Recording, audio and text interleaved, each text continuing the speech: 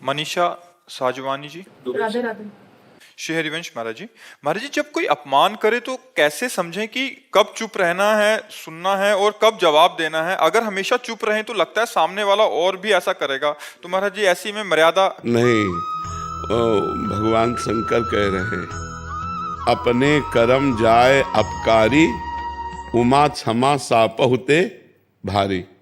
अगर हम किसी को क्षमा कर देते हैं तो हमारी क्षमा उसके ऊपर सांप से भी ज्यादा दंड देने वाली बन जाएगी। अगर हम चुप हो जाते हैं तो मालिक हिसाब करता है, और जब हम हिसाब करते हैं तो फंस जाते हैं। तो इसे कोशिश करे, जब हमारा कोई अपमान करे तो हमें सहकर वहाँ से चल देना चाहिए। हिसाब भगवान के ऊपर छोड़ देना चाहिए। लड़ाई झगड़ा करना, मारपीट करना, हिंसा करना, अपने को बंधन में डाल लेना है। हमें लगता है अपने को बचाए। एक लंबे दुख भोगने से अच्छा थोड़ा कष्ट सह ले। जैसे कोई हमें गाली दे रहा है, हमें अपमानित कर रहा है, यदि हम उससे लड़ गए तो हमारे अंदर क्रोध आ सकता है, मार पिटाई हो सकती है, रिपोर्ट हो सकती है, फिर हम आगे बंधनों में फंसते चले जाएंगे।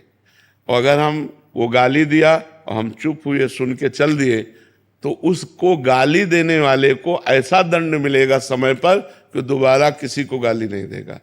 मालिक बहुत, हम यही कई बार चर्चा की है। देखो हमारे यहाँ भी मुकदमा कई कई वर्ष चलता रहता है, तब हिसाब हो पाता है। जैसे कोई केस हुआ तो तुरंत थोड़ी होता है, बहुत कहो 4 वर्ष लग जाए उस केस के सुलझने में, कहो 10 वर्ष लग जाए। तो ये तो एक देश की बात है और अनंत ब्रह्मांडों का हिसाब है। तो हमारे प्रभु के यहाँ कहते हैं कि देर है पर अंधेर नहीं। कहते ना, थोड़ा देर तो लगेगी कि आपको वो गाली दिया तुरंत उसको चोट नहीं लगेगी, पर समय आने पर ऐसी चोट लगेगी कि जिंदगी में गाली देना भूल जाएगा। अपने को सहना चाहिए। ज़्यादा विरोध और लड़ाई झगड़ा और हिंसा आदि करने से हम खुद बंधन में पड़ सकते हैं। तो हमारी सलाह तो यही है कि अगर कोई गाली दे तो चुप हो जाए, कोई अपमान करे तो सह ले, अपना कर्म मान करके कि कोई हमारा बिगड़ा हुआ कर्म होगा। अब हम तो साधु वेश में हैं तो यही समझाएंगे।